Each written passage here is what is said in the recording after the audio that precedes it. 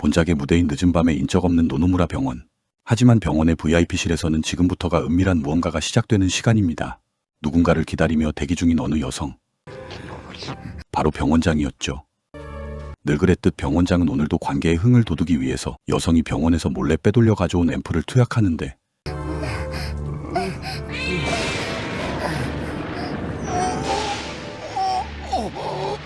병원장이 그날 투약한 건 항상 사용하던 앰플이 아닌 독극물. 그렇게 병원장이 정체모를 독사를 당하면서 이야기는 시작됩니다. 그리고 병원장을 죽인 범인을 찾기 위해서 어느 사립탐정이 그 의뢰를 받게 되는데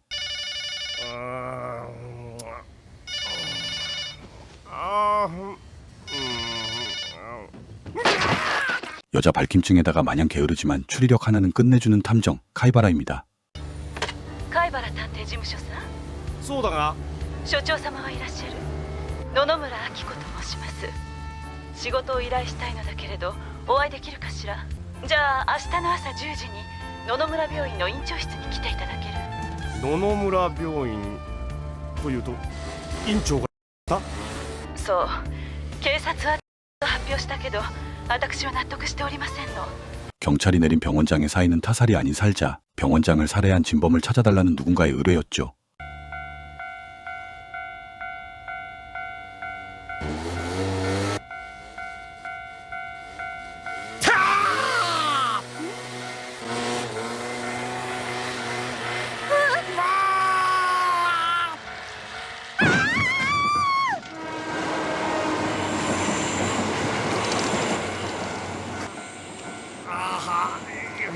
ほう、伊藤涼子君か。久しぶりだな。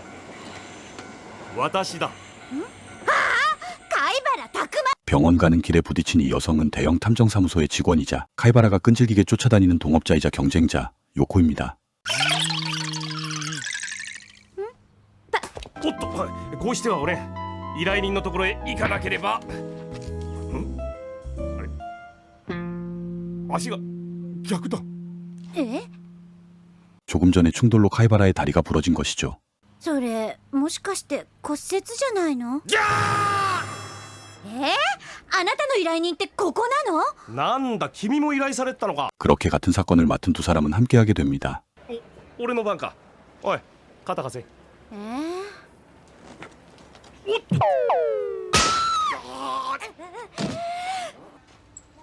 부러진 다리 때문에 이곳에서 입원하면서 사건 조사를 하게 된 카이바라. 그를 병실로 안내하는 건 본작의 첫 번째 등장 간호사 미호입니다. パンティーラインが見えないが、推理するのは私の仕事でね。履いてるとしたらフリル付きのぴっちりしないあのショーツとかいうやつか。色は性格から推理すると、そう、ズバリスケスケの赤だ。間宮さん、あとお願いね。 병실에서 마주한 두 번째 간호사는 치사토. 카이바라는 별 생각 없이 그녀에게 한마디를 건네는데 どういたしまして。この病院の看護婦はなかなかの美人揃いだ。殺された院長の趣味なのか。殺されたなんてめったなことをおっしゃらないでください。 살해를 강하게 부정하는 치사토. 카이바라는 그런 그녀에게서 무언가의 촉을 느낍니다. 警察の落ち度をカバーしてやるのが私の務めだ。じゃあ新しい探偵さん？あら、うわ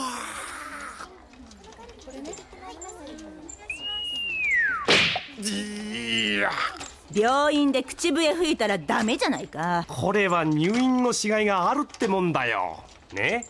이번 사건의 의뢰인을 만나러 가는 길. 그 와중에도 카이바라의 레이더는 벌써 작동하고 있었죠. 野際です。貝原さんをお連れしました。 그리고 드디어 카이바라는 이번 사건의 의뢰인을 만나게 되는데 의뢰인은 살해된 병원장의 부인 아키코입니다. 主人がでは困るのよ。必ず犯人を割り出してちょうだい。では保険金が下りないからな。 勘は良さそうね。 한마디로 타살임을 증명해야 남편의 사망보험금을 받을 수 있다는 거죠.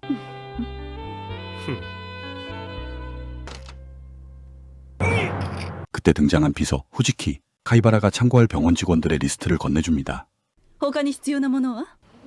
病院の見取り図、すべての部屋の合鍵、医師、看護婦、職員の名簿、入院患者のリスト、出入り業者の全リスト。頼りになりそうね。目が今までの探偵とは違うわ。君のプロポーションも今までの依頼人とは違うな。 왠지 모를 감춰진 진실 사이에서 기싸움하는 두 사람. 그런데 이들의 대화를 밖에서 조마조마하게 엿듣는 이가 있었으니 바로 본작의 세 번째 등장 간호사 리에입니다.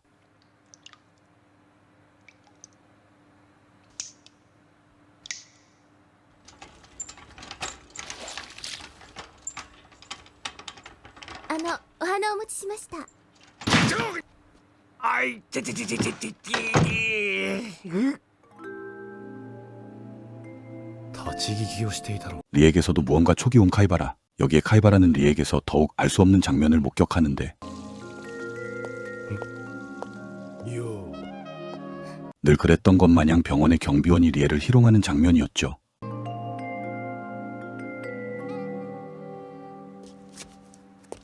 아무도 없는 창고로 들어가는 경비원.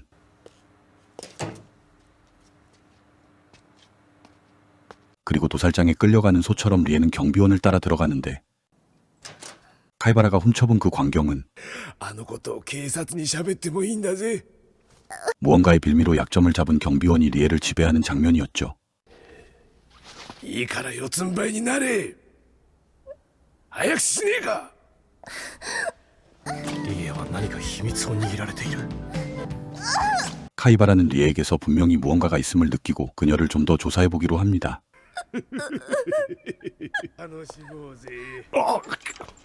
그리고 카이바라는 병실에서 만났던 치사토와 다시 마주치는데 치사토가 유독 각별하게 돌보는 어린 환자 모모코입니다. 그때 카이바라의 눈에 모모코가 항상 가지고 다니는 일기장이 눈에 들어오는데 약간의 스포지만 그 일기장에 이번 사건 해결에 중요한 단서가 있음을 카이바라는 모르고 있었죠. 事件当夜の最上階の係は間宮千里と牧野理恵か。 병원장 살해범은 분명 간호사일 거라 추정하는 카이바라. 하지만 요코의 생각은 달랐죠. ほうほう、涼子君は明子夫人の身辺に犯人がいると推理したわけか。半年前に夫人が巨額の保険を院長にかけてるのよ。 요코 생각의 범인은 보험금을 노린 아키코일지도 모른다는 것이죠.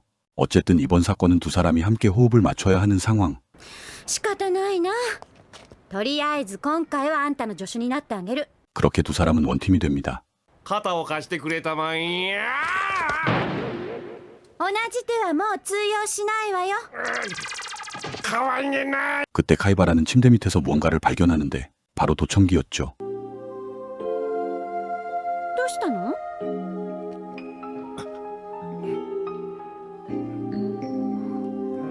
분명 자신들의 조사 상황을 파악하기 위한 도청기. 카이바라는 그 도청기를 설치할 만한 인물을 추리해보는데 자신을 그 병실로 배정한 미호, 병원장의 타사를 부정했던 치사토, 그리고 자신과 아키코의 대화를 엿들은 리에입니다. 私はあの副院長が保険金目当てで。 제한된 정보로 사건을 조사하기에 한계를 느낀 카이바라. 그녀들의 뒷사정을 조사해줄 자신의 정보원을 소환하려 합니다. 知り合いの雑誌記者で警察の情報に詳しいやつがいる。君に連絡役になってほしい。連絡先はこれだ。川崎弁蔵ね。さあ女子くん、行動開示だ。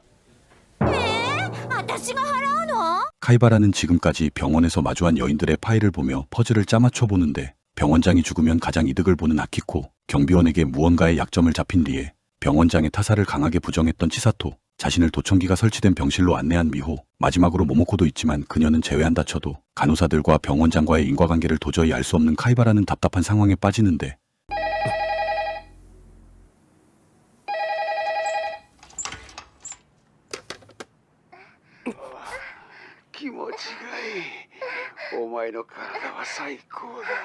수화기 너머에서 들려오는 건 그날 밤 VIP실의 상황이 녹음된 파일. 녹음 파일에는 병원장이 스스로 약을 주사하는 상황까지, 즉 타살이 아니라는 것을 누군가가 어필하려는 것이었죠.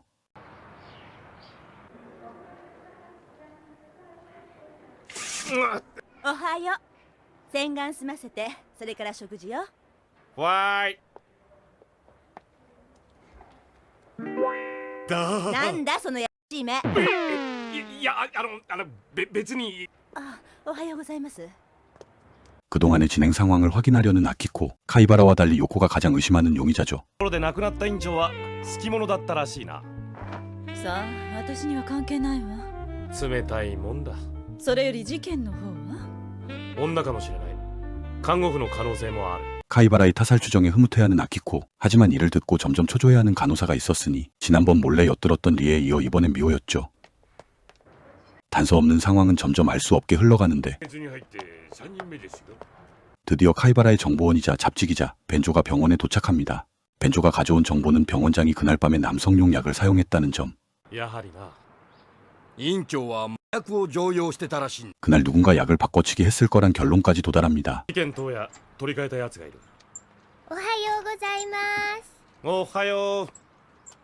그리고 요코가 병원장에게 원한을 가질 만한 사람을 찾았는데 6年前に両親が交通事故でこの病院に運び込まれて亡くなってるの。当時院長の執刀ミスという噂があったそうよ。 병원장의 의료사고로 아빠를 잃은 과거가 있었던 리에였죠. 이렇게 리에가 가장 유력한 용의자로 가는 분위기. なんか匂うな。犯人にはしたくない子だな。それでは悲惨すぎる。 하지만 카이바라의 촉이 자꾸 리에는 아니라고 하죠. 時に涼子くん、女性のあの時のよがり声というのは普段の声から想像できるものなのかな。私に聞かないでよ。院長の死ぬ瞬間のテープをVIPルームの俺にかけてきたやつがいるんだ。女の喘ぎ声と一緒にな。じゃあ誰が何のために？わからん。でも俺たちのことはよく見てるようだ。涼子くんは私の部屋にあった盗聴器のルートを洗ってみてくれ。もしかしたら殺害現場の盗聴器と同じものかもしれん。分かったわ。 그런데 리에가 의심을 받는 상황을 가장 초조하게 지켜보는 미호. 미호는 카이바라에게 자신이 본 것을 말해주려 합니다. 待ってたんだよ。おお、君か。早く入浴済ませてちょうだい。汗臭いよ。おお、俺の汗の匂いで発情したか。バカ。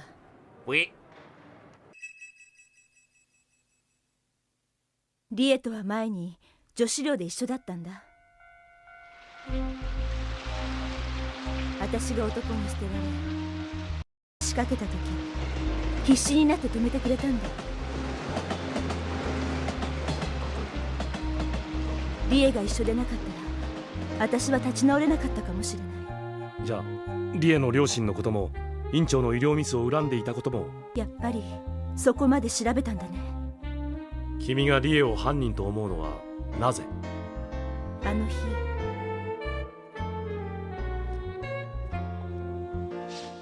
早番で出勤した私が着替えているとリエが泣いて駆け込んできたんだ。訳を聞いてもただ泣くだけだった。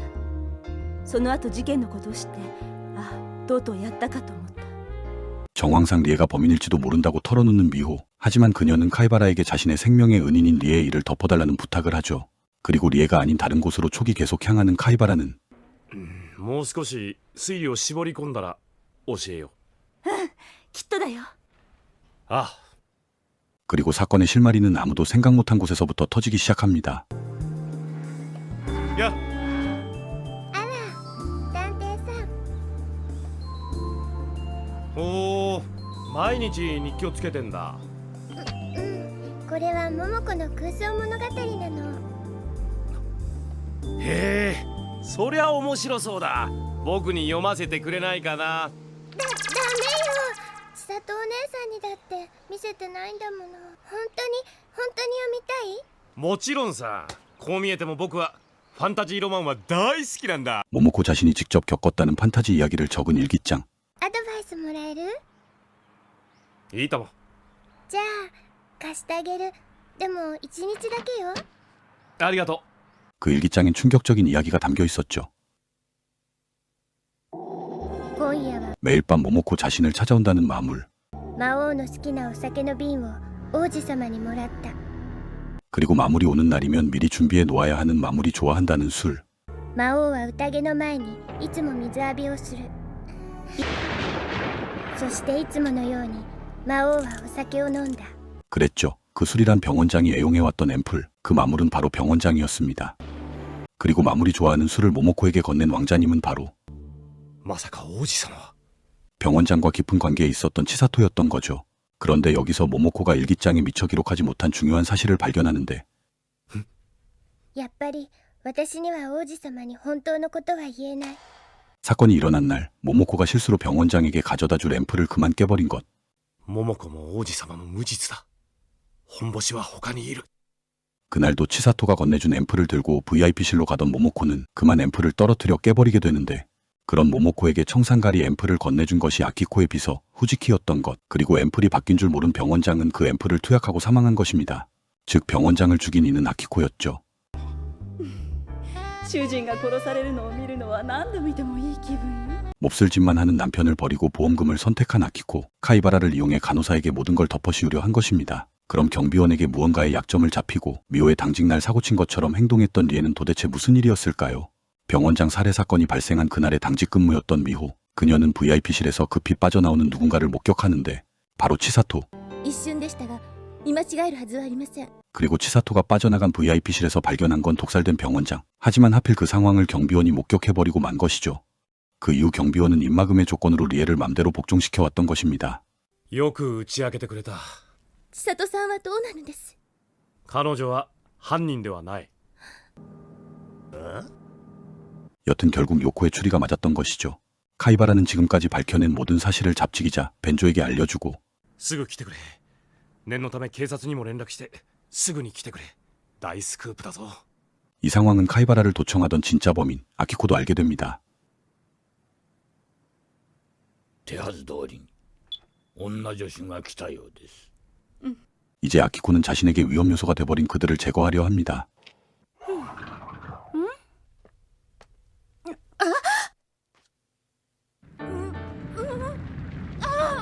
藤木さん、このまま焼き殺すにはちょっともったいない気がしますね。ええ、好きにするさ。どうせ後腐れがないんだから。死ぬ前にいい思いをさせてやる。田中にも多少は。おい、早く済ませろ。待ちやがれ。行け、貝原。この変野郎が。うわ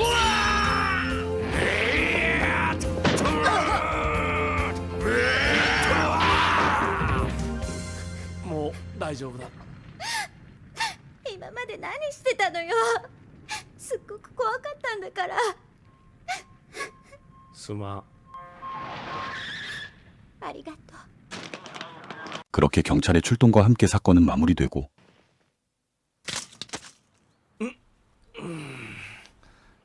おはよう。おはよう。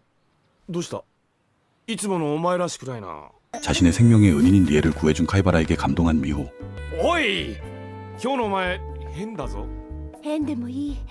リエを助けてくれてありがとう。私にはこれしかお礼はできないんだ。お礼だなんてでも君のその私の気持ちも。 그렇게 카이바라의 소원을 들어줍니다. 하지만 그것이 카이바라의 불운이 될 줄 몰랐죠. 바로 목숨 걸고 자신을 구해준 카이바라에게 마음을 열기 시작한 요코가 오고 있었던 것이죠.